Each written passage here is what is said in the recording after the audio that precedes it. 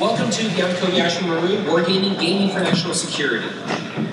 So, our obligatory disclaimer: the views and opinions expressed here are in no way our own, and in no way reflect the views of the Center for Applied Strategic Learning, the National Defense University, the Department of Defense, or the United States government.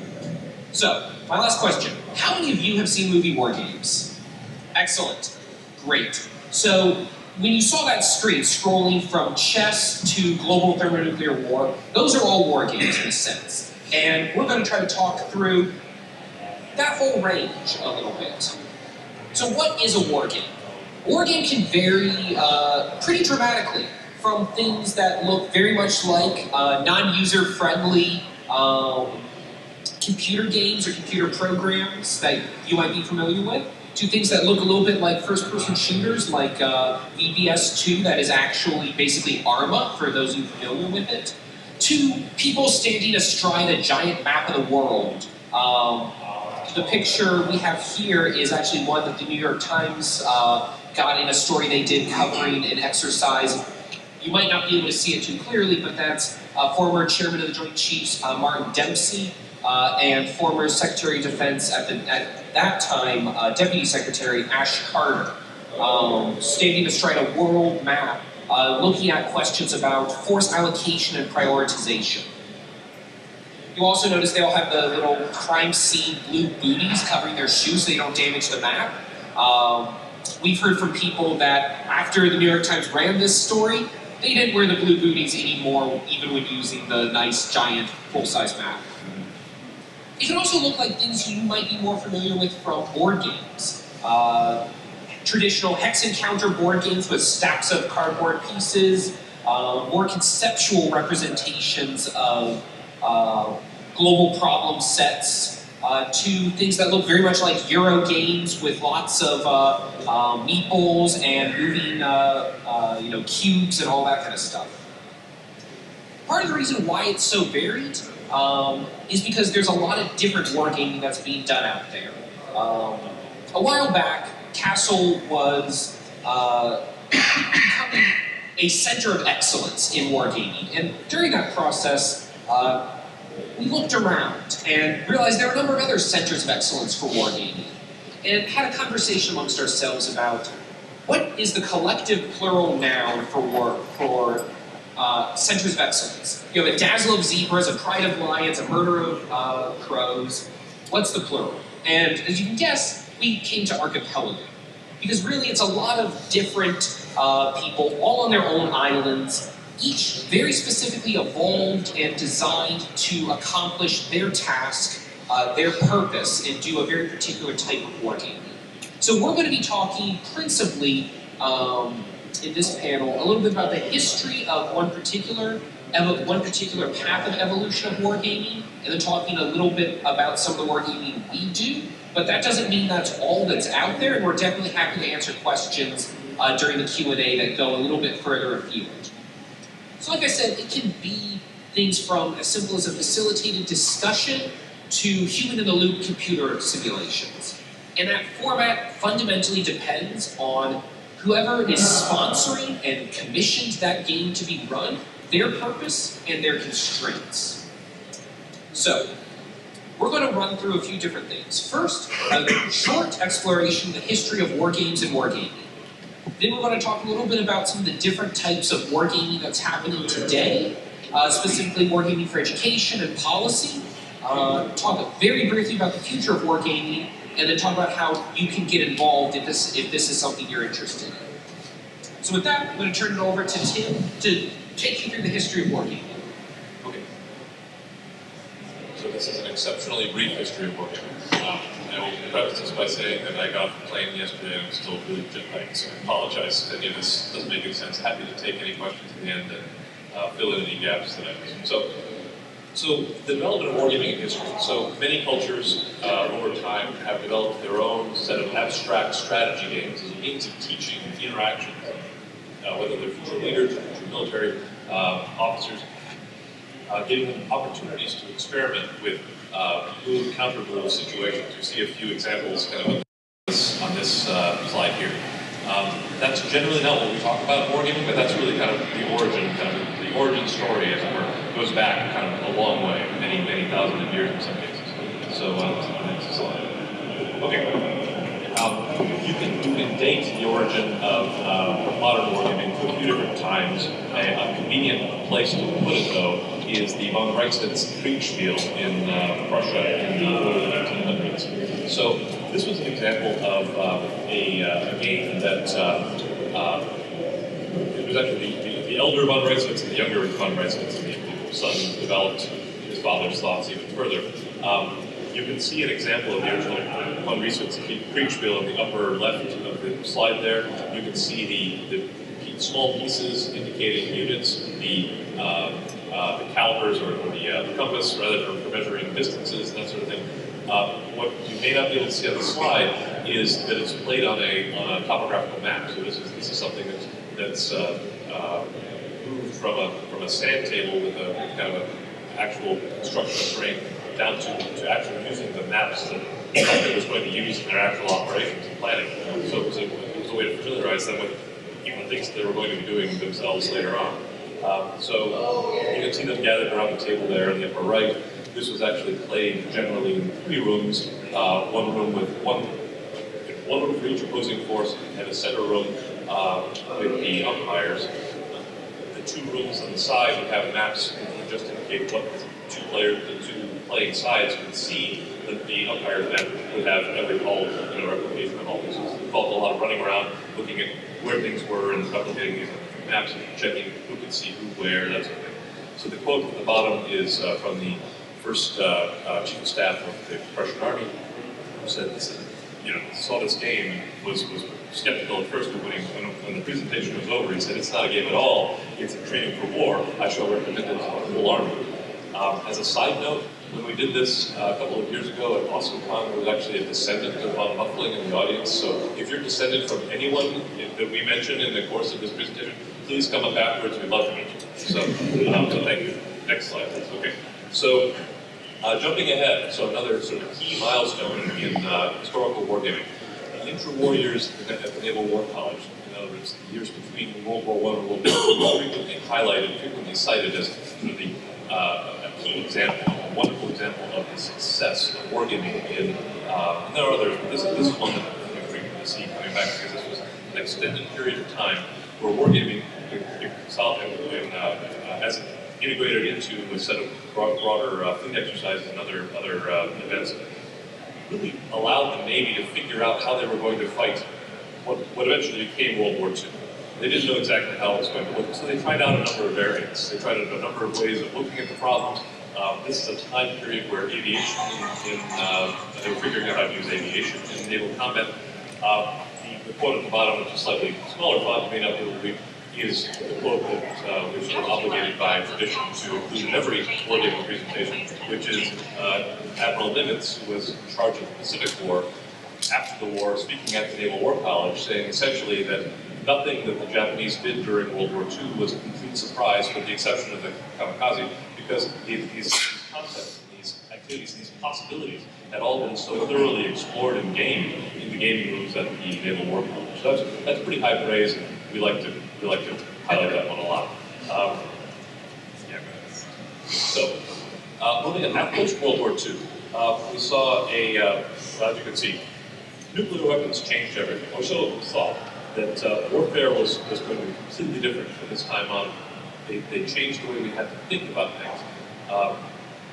And it was very difficult to think about what the state of the world, what the state of conflict would be after the initiation of nuclear exchange. So games were used both in studying the lead up to a nuclear conflict and thinking the unthinkable, what happens afterwards, how those conflict dynamics, how crises could escalate or de-escalate in circumstances like this. So the 50s and 60s ran to develop a number of tools, a number of other folks who were using political military exercises, often in the form of crisis games of US and allies versus Soviet Union and allies, to really examine the signaling dynamics and the crisis escalation, de-escalation processes that allowed people to, again, much as the war games, interwar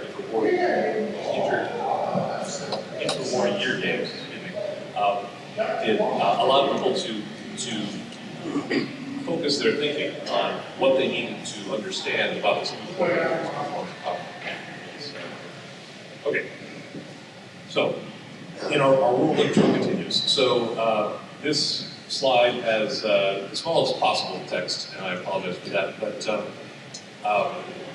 Wargaming has been used and continues to be used for topics other than strictly the armed conflict aspect of competition.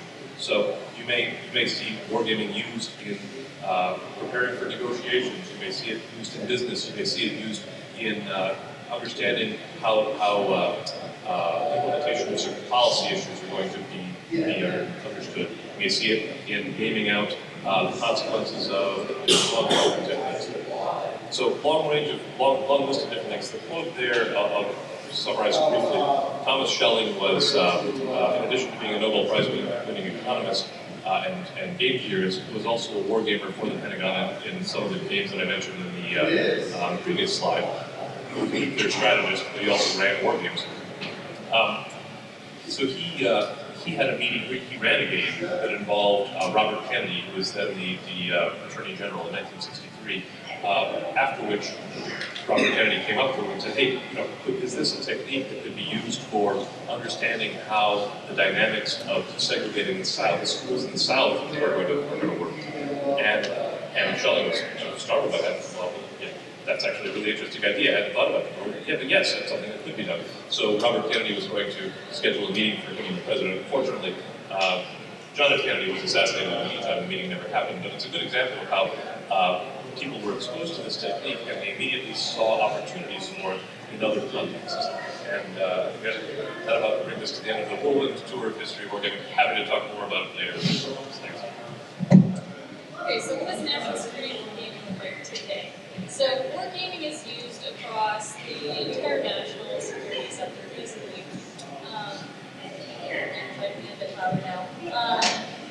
So a lot of it is used in the Department of Defense for various reasons. In our case, as part of the Department of Defense, it is always for education. We'll get to that a little bit later. It's also used throughout the intelligence community, a lot of times for training. It's not quite as prevalent in the intelligence community, but you're getting there. It's also used a lot in homeland security, especially for emergency management, training responders, things like that.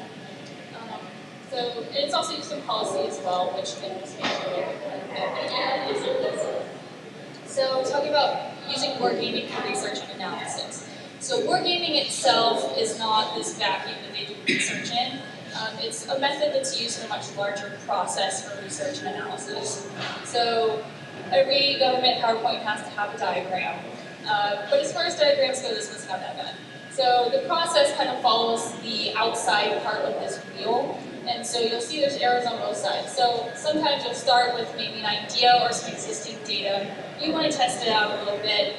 So you kind of move on to the wargaming portion of the research process, which is kind of where you are able to test out this idea in a low cost, low risk environment. Because you just have experts, discussing these ideas, sometimes maybe moving units on a map, things like that. If the war game goes well and you want to move forward with this idea and test it more, you can go into exercises, which are a little bit more, out in the field, actually doing this, idea or concept how. If the war game doesn't go well, you may want to backtrack, rethink your idea, go back to the analysis portion. So how do these analytic games differ from recreational games? Well, the players in recreational games are the core consumers of the game. They're the ones that are going to be playing it and enjoying it. But in research games, the sponsors are the ones that are the consumers. They're the ones who say, hey, I have this idea, could you please make this game for me? I would like to know the data that comes out of it. So really the players are not the consumers of the sponsors. In the recreational games, the game itself is the product. That's what people are going to be playing, and that's what the value is. In research games, however, the insight and the decision-making process that comes out of the game is what the real value is in having the game. In recreational games, the players should be having fun. They're supposed to enjoy the game a bit. But in research games, usually the players are paid to be there. They're the subject matter experts that the sponsor can usually pull in to play the game, and they're the ones that are going to be basically producing that data that's coming out of the through the decisions and insights that they provide. In recreational games, usually you try to balance out the rules and the way the game works, because otherwise it's going to be unfair. Well, the real world isn't fair, and if you skew the things in the game for research, your data is not going to match up to your value. It'll be all messed up. So really, research games can be pretty unfair for certain players, especially like countries. And that's just how it has to be. Also, for recreational games, usually those games should be playable within a reasonable amount of time, maybe a few hours. With the exception of maybe some extended role-playing campaigns or something. But generally, like for board games and things, it's a few hours. For research games, a reasonable amount of time is, maybe a week. You really want to give the players time to dig down into the problem you're really trying to get out. A few hours may not be enough. So, educational war, what is it good for? So, first, it's great for introducing new ideas, especially in a classroom setting. Playing games can be much more engaging for students than just sitting and watching a PowerPoint lecture. It's also great for letting students apply new concepts and skills that they have learned. So you kind of create a sandbox for them in the game where they can actually apply what they've learned and just act it out. Educational games are also great for exploring future scenarios and perspectives. And just a small disclaimer here, the future scenarios that we develop aren't necessarily predictions of what we think is going to happen. We don't use these future scenarios to train soldiers because we know this is what the future holds. The point of the future scenarios for educational purposes is to really just broaden the perspectives of what these students think the future might look like. So we can try to help train them to think more strategically about things that maybe they didn't anticipate. It's also great for providing a deeper understanding of history and conflict dynamics. So some of the games we run can actually be like rerun games of history. So the students can kind of see, the conflict dynamics behind this historical conflict. What were the drivers that led to these decisions that were made in the conflict? So the combination of all of these things really helps lead to more innovation, strategic thinking, and creative problem solvers within the DoD and the U.S. government as a whole. All right, so I'll just echo a couple of things, or amplify perhaps a couple of the things Kate had said, because they also apply to policy making, gaming. Games do not prove things in and of themselves. They might show a trend over time, but is anyone here a mathematician, hard scientist? Okay, so a couple of you. Gaming is fundamentally an unbalanced equation. If I stub my toe in the morning and I go into an exercise, as a policymaker, I'm going to be in a particular mood and I might react differently than if I wake up and someone hands me a nice cup of coffee. Kind of a simple example, but if you change one little variable with the same participants, the output changes. And so when we're talking about gaming for policymakers, I'll use the word test. I don't have larger fingers than this, but could you imagine like arm size air quotes on a test? So it gives an opportunity for policymakers to step outside the box, sit together, try to work things out, negotiate. When I started at Castle in 2002, we did a series of exercises for members of Congress to sit with sitting executive branch officials, all the way up to and including the Deputy Secretary of Defense and the Secretary of Defense. The purpose there was really to get the congressmen and women to walk a mile in the executive branch shoes and vice versa. Right? Multiple viewpoints because they have different roles and responsibilities according to the Constitution and the laws of the United States. So it was really an interesting time from the context of we're just coming out of 9/11 and the anthrax attacks. And so it was fairly easy for me to go up to Capitol Hill and yell, almost literally, homeland security exercise that people would come running. And so what we found out of it is when you put people together that actually have to make decisions and nominally work together, it's kind of an interesting concept these days. But they do it fairly well when you put them inside robots and have a scenario for them to walk through. They're largely facilitated discussions. So here's a scenario, what do we need to do? Do we have enough funding? Are the laws and regulations properly aligned to allow us to perhaps mitigate or prevent the effects of a terrorist attack, et cetera, et cetera. And so similar to what I think Tim was talking about, it's a virtual sandbox for them to participate in. And I think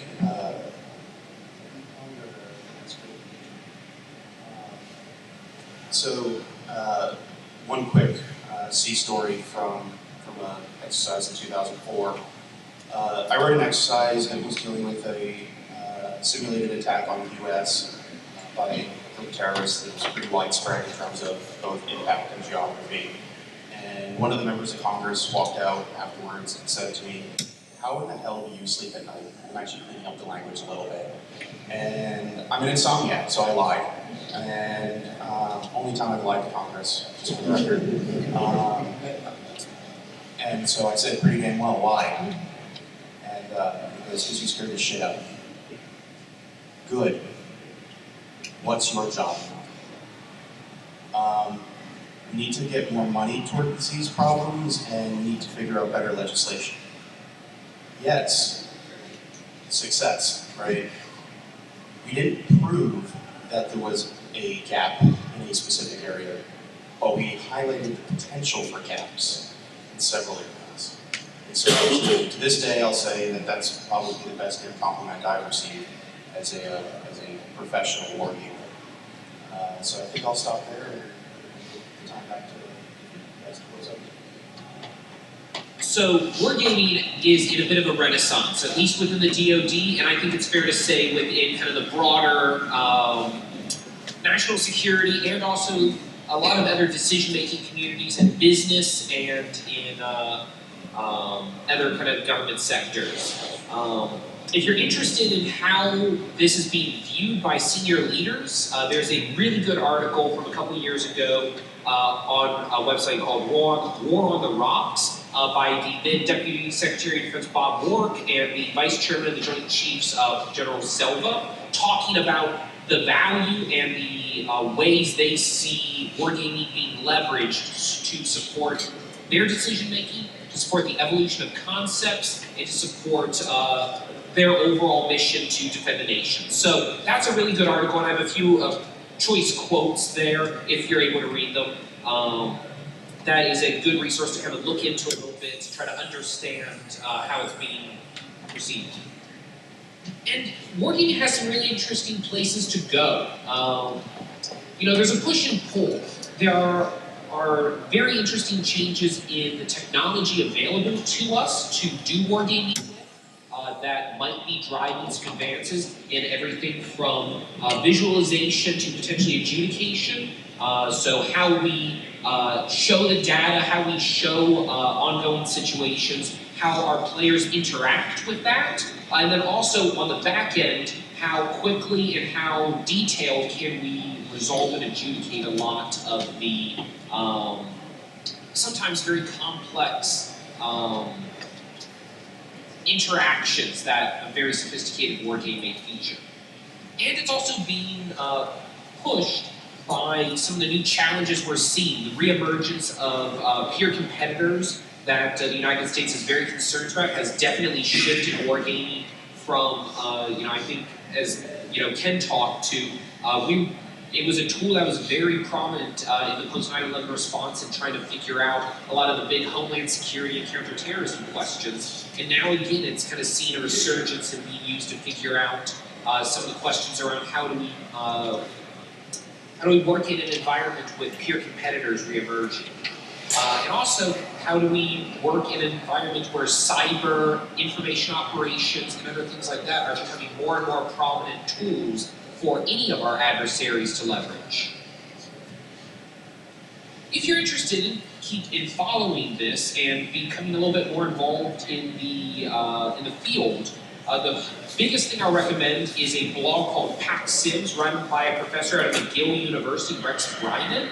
It is by hands down the best source for professional gaming out there. If you want to get a little bit more involved, Tim and I are involved in running a conference called the Connections Wargaming Conference. This year it's going to be held in Carlisle, Pennsylvania at the Army War College. It's an interdisciplinary conference that looks to bring together hobby wargamers, academic wargamers, and DoD and national security wargamers for about a week-long conference to have a dialogue and share best practices and explore what we can learn from each other. So, very interesting, and that's definitely something Tim and I are happy to talk about after the panel for anybody that's interested.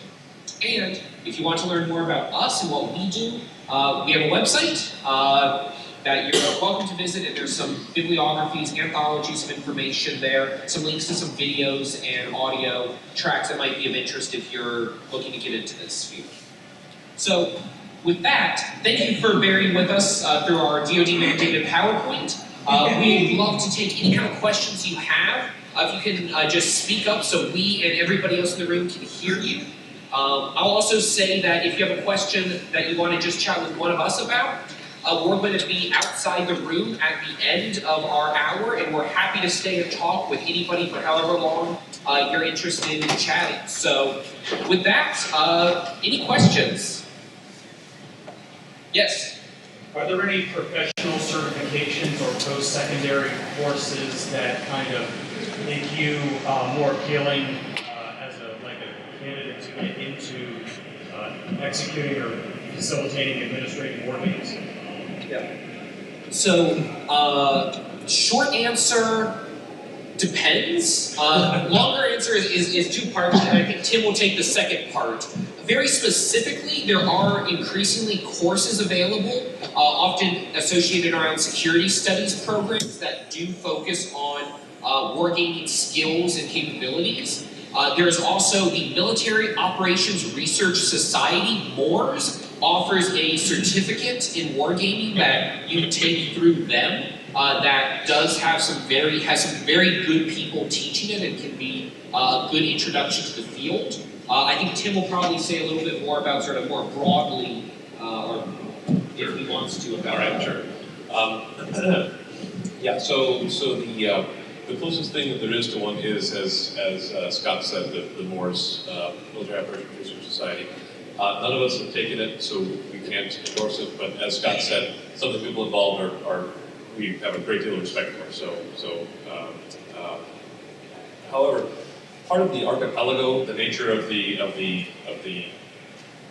enterprise, right? Because these are techniques and things that are developed in a bunch of different places for a bunch of different purposes, there isn't a lot of unifying kind of sense of, okay, here are the fundamentals, and here's what I'm going to teach you, and then therefore what I've taught you is going to be recognized as a certification or some sort of thing that's going to have some value to people looking to hire. People get into wargaming in a lot of different ways for a lot of different reasons, but most often it's because they are doing something and they realize that wargaming is a tool that they can apply to a problem that they're already interested in, that gets them answers, that gets them results, or gets them at a looking problem in a way that other techniques and other tools that they had didn't. So in that sense, it's a more nebulous thing than that. There are a number of efforts moving towards kind of a more academic understanding of wargaming. There's one that's being started up out of King's College in London, which we'll see how that goes. But for now, there isn't kind of the belly button of the universe. We can't really point towards it because it doesn't exist. But we're working on it. I might just add one quick thing. If you're looking at it from a technical side, so game development from a computer-based or simulation-based perspective, there are a lot of programs out there that are gaining some momentum. I believe University of Maryland is the closest program to hear that that's up and running and has a very specific track for developing games. So again, kind of how you frame changes that answer. Any other questions? Yes. How do you ensure your games are interconnected? Resurrecting the lost fleets, that sort of thing. How do you keep it able to think like that? Yeah, that's a great question. For anybody that maybe didn't hear, how do we keep our games objective? The answer is we can't. All games have some element of bias to them. What we really try to work to is to minimize that bias to what the least we can, and to try to have the bias be as minimally challenging to the answers we want, the areas we want to explore. Yeah, I was going to say, if people want to Yeah, if I say could that. add on a little bit. I think it also depends on what you're designing the game for, too. Sometimes you don't want to be objective. If you're doing, research and analysis type war games, then yes, you want to be as objective as possible so that the data isn't skewed in any way.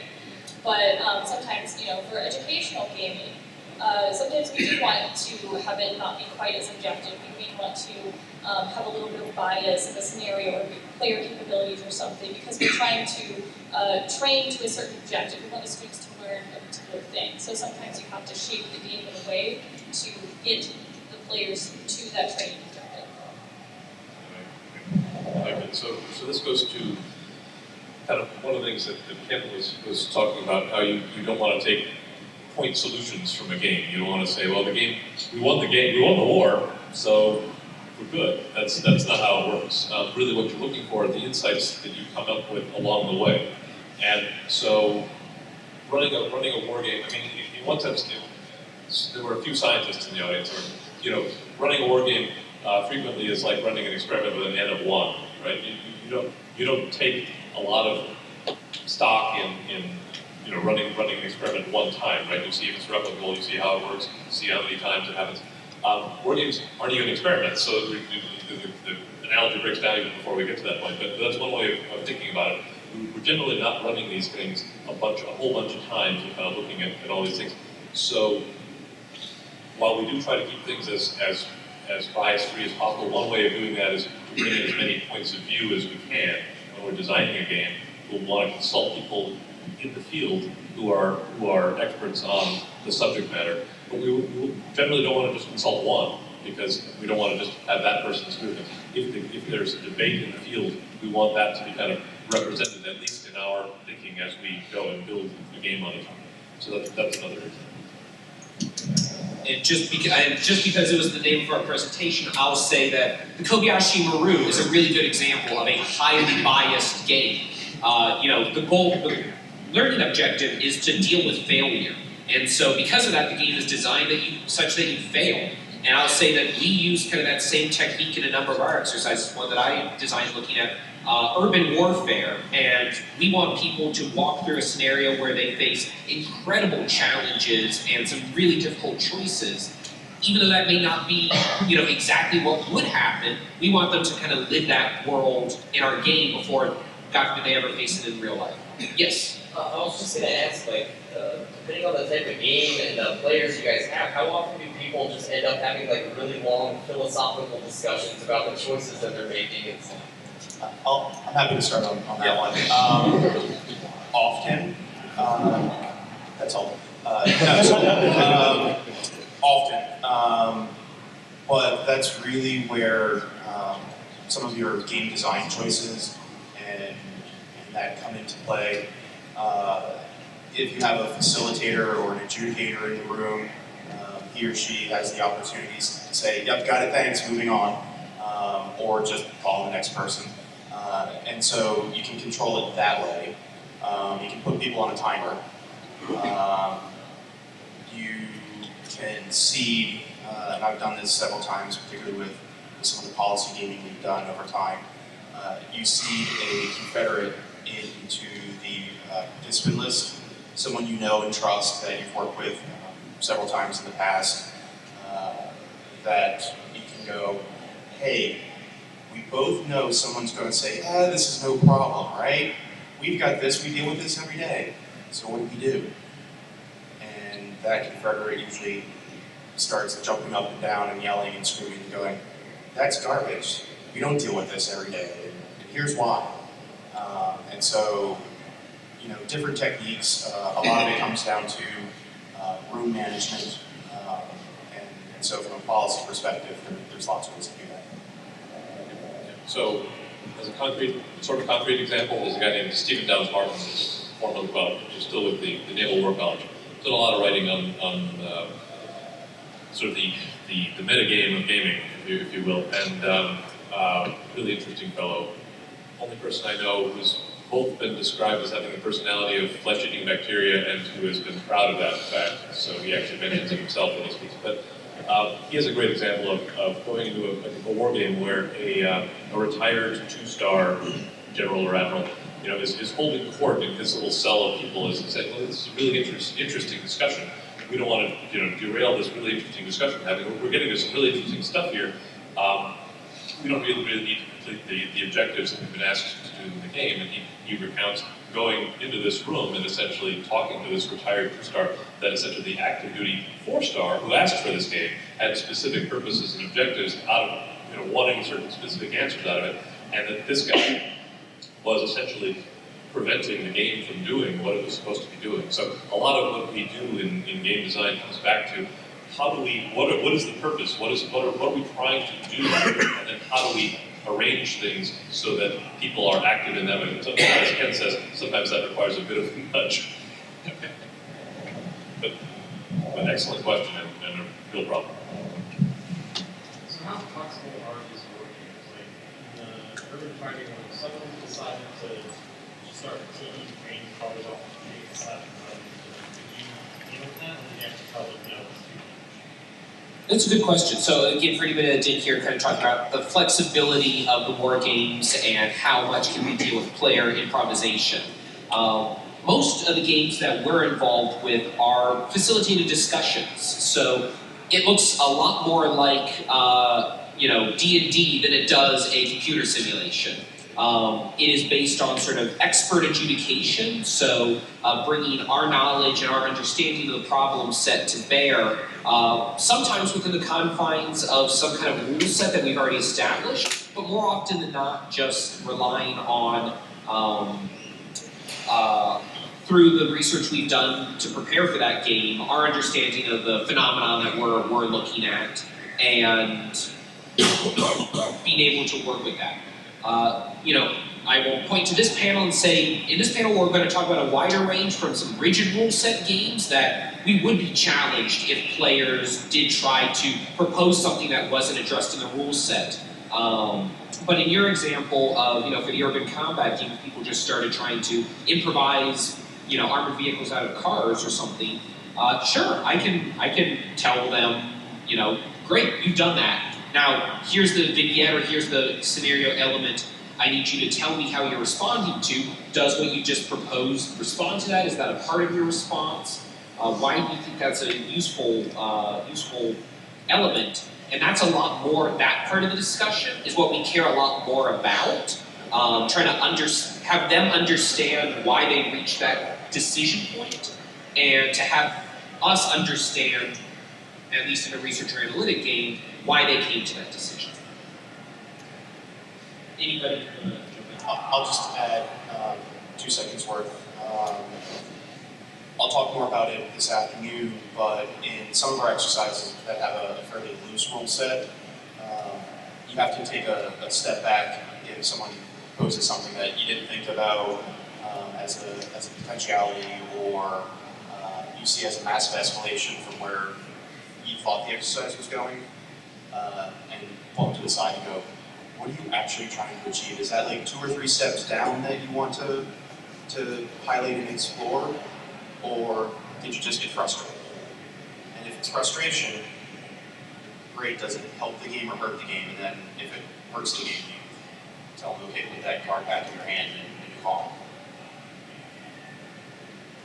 So I think we have one in the back on the side, yeah. So what kind of timelines are you usually looking at when you're doing wargaming, and how far into the future that is it not really quite as useful as something modeling something Great, really good question. Talking about when we're looking at our scenario design, what sort of timeline are we looking to build? And that varies. For what we do, that varies a fair bit, and in the field of wargaming, a lot. I'll actually start there and say that there are people that are gaming 25, 30, 35, 40 years out into the future. That are gaming to look at, radical technology changes, looking at very different geostrategic environments that are trying to explore those potential and alternative future possibilities. What we tend to focus more on is very much closer to present day, often only as far as we need to go to create the scenario dynamics from the real world. So we'll take the situation as it is today, say, this actor did this, these people escalated this thing that they're doing, the global financial situation got worse, 6 months later we're here, go and do this in this new set of scenario constraints that suits our objectives a little bit better than what today suits. But yeah. So I'll echo what Scott said. Wide range. It really depends on what you're trying to do. In a lot of cases, the games that are looking at really long time frames, the 20, 30 year out games, frequently are done to inform acquisition decisions or research and development decisions. Things like, hey, if we had this capability, would it really make a difference? What if we had sharks with laser beams? Would that make a difference? Sorry. Would that make a difference to our ability to fight in the future? But we couldn't have sharks with laser beams for at least 20 years. So how do we think about that now? Well, we can't just drop sharks with laser beams into the current environment. We want to think out 20 years, what are the threats we're likely to face in 20 years, and would they be useful for those? And so that's kind of the thinking that goes into it. And I say sharks, but I mean, there's some pretty interesting stuff that people are coming up with all the time. And at various stages within that process, there's a lot of thinking. Ships being built now, we can sort of expect them to still be afloat and being in use 40 years plus from now, potentially. So decisions that get made now have a very long tail. I think the longest time frame that I can think of is a fellow who was, I guess at the time, at the Center for Naval Analyses, ran a game on the potential effects of climate change, or the implications of different ways that climate change could affect various things. And in that game, the turns were 10 years apiece, and he went out 100 years. So because for some phenomenon, you can't just look at today. You have to look at a long way in the future. The first game I worked on at Castle was some time ago, but we still haven't reached the date of that game because it was about the Arctic and changing conditions there. We needed to give the Arctic some time to change and have some interesting things to talk about. In order to have a useful discussion about that. So we weren't talking about present day, we were talking about whatever it was, 2025, 2030. But interesting question, and varies a lot. Yeah, I'll also just add on real quick. Some of the games that we do also aren't necessarily bounded by a particular timeline because they're used for education and training on particular concepts. So like the idea of nuclear deterrence doesn't necessarily have to happen in a particular time period or a certain number of years because there's just a very long time frame where we've had to consider nuclear deterrence and policy options. Another one we do is centered around a conflict between fictional countries. So the shelf life on that game is also very long because it doesn't really exist anymore. But if you have a new training for counterinsurgency, you can just pull it off in a day. And Miguel. Yeah, is Castle tied specifically to the ADU, or can you be brought in for external organizations? And if not, what would be the best mechanism for finding our island in the archipelago? So I think I'll answer that one. And so you can slap me later if you need to. So primarily we're here to sort out the requirements and complete the requirements for joint professional military education at NDU. We do have a reimbursable program that's more from the congressional executive branch exercise that I mentioned earlier.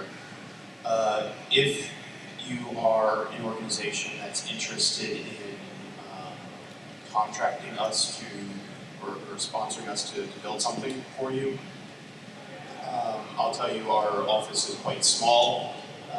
It will require some conversation and trying to figure out timeline and funding and things like that. But I'm happy to talk to you offline afterwards. So, in addition to that, I mean, we're happy to talk. Sort of depends on who's asking, I guess. But a lot of the wargaming that goes on in this town is done by the various, for lack of a better term, belly bandits or consulting and contracting companies. A number of them have very large wargaming staff, so there's capability out there. Within the government, it's fractured into a lot of little pieces. If you're interested in specifically helping us point you to someone who might be closer to your part of the government, very happy to talk to you individually after that. Way in the back. So it sounds like you've worked with a mix of DoD and non-DoD. Have you noticed in the simulations the level of risk acceptance being different between the two versus like an officer who might see a risk and see, oh, here's my opportunity to have a song written about me, versus like a congressman who sees a risk and says, well, if it fails, I might not get reelected. I mean, do you see in the seeing all the experiences that you've had that you see different risk levels by agency, departments, and that kind of experience? So I'm not sure most military officers want songs written about them, but they do like Legions of Merit. So yeah, I think you do. I think it's not, in my experience, it's not as wide as one might think. And some of it's organizational culture, whether it's a member of Congress, Department of State, Energy, Education, DoD, what have you. But then also there's the personality of the individual and how risk averse they are. I'll tell you, I'm sometimes surprised by the people in organizations that I would think would be the most risk averse being the least in an exercise. And sometimes that leads to something we could occasionally call a moral hazard, where you can just, well, it's a game, so I can say anything, right? We'll just blow up country X because, you know, we don't like that. Well, okay, sure, you can do that, but what does that achieve for you? And so, again, kind of in terms of gameplay, you have to maybe reset that mark a little bit. One interesting colleague of ours at another gaming shop has, and I think this supports roughly with our experience as well. Interestingly enough, former officials may be a little less risk averse than current officials. That's an interesting. It's actually something that's held through a number of games. It is interesting to see when you in a lot of these games, you know, because you can't always get the person who's currently in the job. You try to find someone who's sort of like that person, or who's like the sort of person who gets appointed to that job to play that role in your game or whatever, to give that insight. Because you're looking for those insights, but you're not necessarily able to get access to the current decision making. That's an interesting element of bias that, well, it's an interesting point. As Ken said, the groups that are risk averse versus not risk averse are not really necessarily what you would think. It's really interesting to watch that play out, but I'm not sure we can talk a little bit more after. On the aisle. Actually, that leads into something I was curious about. How do you play test these games? I mean, if you're going to Congress or Joint Chiefs or whatever, you want the game to be right, but you can't have them play tested beforehand. Yep. So what do you do to play test? That is a fantastic question and something the field definitely has some continued growing to do, kind of writ large, I'd say. You know, I think you've hit on our biggest difficulty, which is for games where you have very specific subject matter experts, particularly when they're senior, if you're going to do a playtest, that's going to be the real game because you're not going to get this exact same group of people again together. some of this can be done by, if you're doing a game like that for senior officials, you might do a more action officer level game first, and you're not going to get the same information out of it, and they're not going to have the exact same conversation simply because of the differences in experiences, but you at least will have some number of people that you went through the motions with and can understand a little bit of that. It's a little bit different for educational games. Which is, again, kind of the bread and butter of what we do, where, especially for those rigid rule set games that we do, where you actually have a rule book and tables to follow and combat results and all that type of stuff, then we can actually do more traditional play testing that, for those of you that have done some game development, would be more familiar with, iterated, kind of, hopefully large N play testing to actually work out and work through a lot of those problems. And I'll just add that there's a temporal aspect to that too. So the shortest timeline I've dealt with in 16 years is a Sunday afternoon. My boss's boss's boss's boss got an email from a very senior person in the Pentagon. This was years ago. He's no longer in office, and said, hey, we need an exercise looking at these 12 pieces of paper, and you have 2 weeks to do it. You, as a game designer, you go, I can't get there from here, and then you're told, tough, do it anyway, and you do your best, you hold on for dear life, work a lot of extra hours, and you put as many caveats into the exercise in the introduction as possible. Yeah, often, I think that's a great point, that a lot of it is also driven by that, for a game you're releasing, you can delay the release if it's not ready. Much more for us, because the audience, whether it's an educational or analytic audience, is your driving target. So you got to be ready to go on that day, whether or not you've had enough time for iterative play testing. So that's one of the reasons why I think the community as a whole, it's a subject we need to talk more about and figure out how to build more time or do it more efficiently or have better resources as a community to do that successfully. Yes, back. The road. Yeah. Diplomacy, the board game, was once talked about as the best way to teach power politics. What consumer board games do you still use or use now in designing your exercises? It's a great question. In about a week, we're headed down to the Marine Corps War College to play diplomacy with the folks down there. For those of you who haven't played it, it's classical realism, the board game. And it's used in a number of political science classes and that sort of thing. Let's see, so we use a game that's not exactly it's sort of a commercial game. It's in the sense that you can buy a copy on GameCrafter called Aftershock that looks at humanitarian disaster relief in the aftermath of an earthquake, massive earthquake in a developing country. It's a long story behind that, but okay. So that's one we use that's very much commercial style. It was actually built by the guy who runs the website we plugged earlier, Rex Bryan, up in McGill University. I don't know, any other ones that you'll want to know? Sometimes we run Endemic very occasionally, just because it's one of those great cooperative problem-solving games, which is a lot of what students have to do in the exercises that we built for them. One of our big challenges with using a lot of commercial products is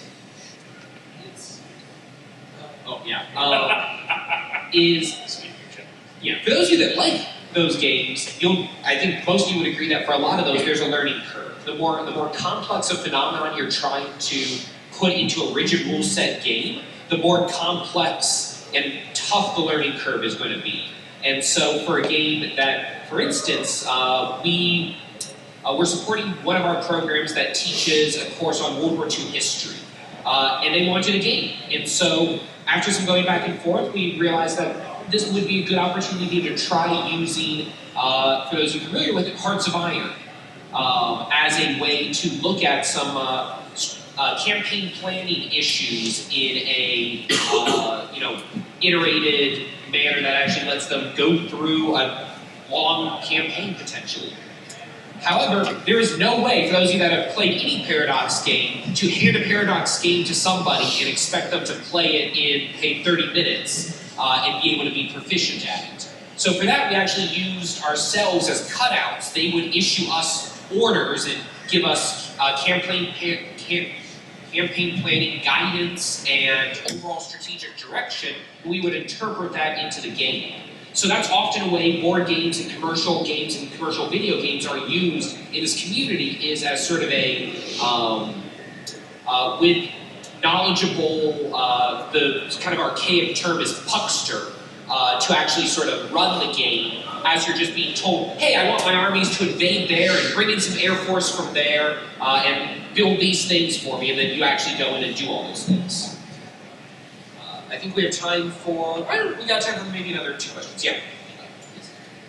So when you're in a situation where working with advising or that we're trying to model or simulate the behavior of real world actors, state actors and non-state actors, we understand there are factors that are going to be influencing or constraining their decisions. Do you more often presenting someone with this information and trusting them to use that information in their behavior, or do you more often put rules or other mechanical parameters to try and incentivize and enforce the choices?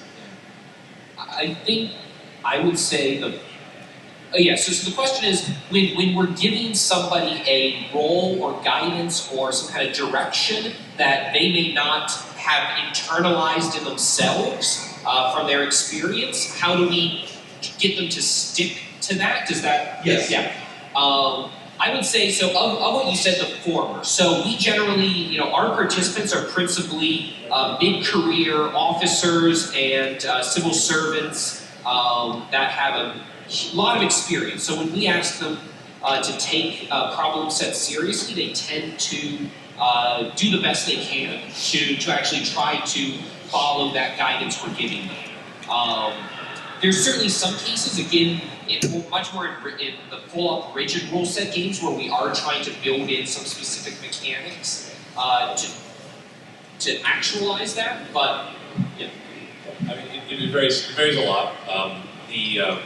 A lot of times what you're looking for in a more policy-focused game, when you're bringing in people, you're looking for people with those backgrounds and perspectives, essentially. That's how you generate your list of participants that you're going to need. And sometimes you'll segregate them off as a red cell to kind of talk about, hey, how it's going to look from the other side. Sometimes you'll have them integrated into the blue or the general kind of planning team to be able to offer their advice and guidance kind of during that time frame. But yeah, it varies a lot by what you're trying to get at. And honestly, because of the formats of the games, we are more often handled on a personnel level than a structural level. One last question. Yeah. I was wondering about how you use computer simulations. Yeah. So the question was, how do we use computer simulations? Short answer, not that much. For us, again, kind of the time constraints of training somebody up to be meaningfully proficient at a complex game engine is usually outside of kind of the footprint we have for that given learning objective.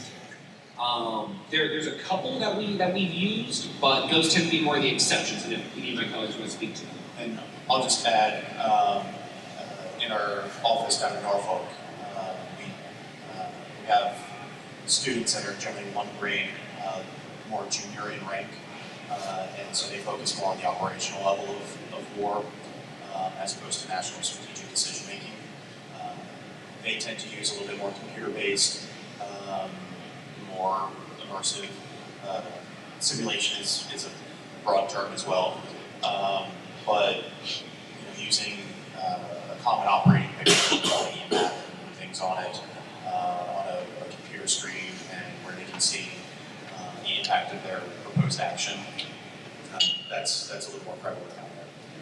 So, broadly speaking, the question of how computer simulation fits into this, comes into the category of how do you adjudicate kind of and sort of interpret, take the input from your players and turn it around into something that essentially tells them what the change in the state of the world is. For the stuff that we think sort of the tactical, operational, strategic, that distinction doesn't always work as well as it used to, but it's still helpful in this case. When we're talking about things that we're dealing with at the strategic level, there aren't a lot of good models. It's a very complicated place. There's a lot of interesting things going on that that's easier to actually handle with sort of a human judgment-based kind of adjudication mechanism. When you get lower down to the operational and tactical level, you have more opportunities for computer simulation. That said, a lot of times, similar to what Scott was saying in the way that we use Hearts of Iron in the computer game,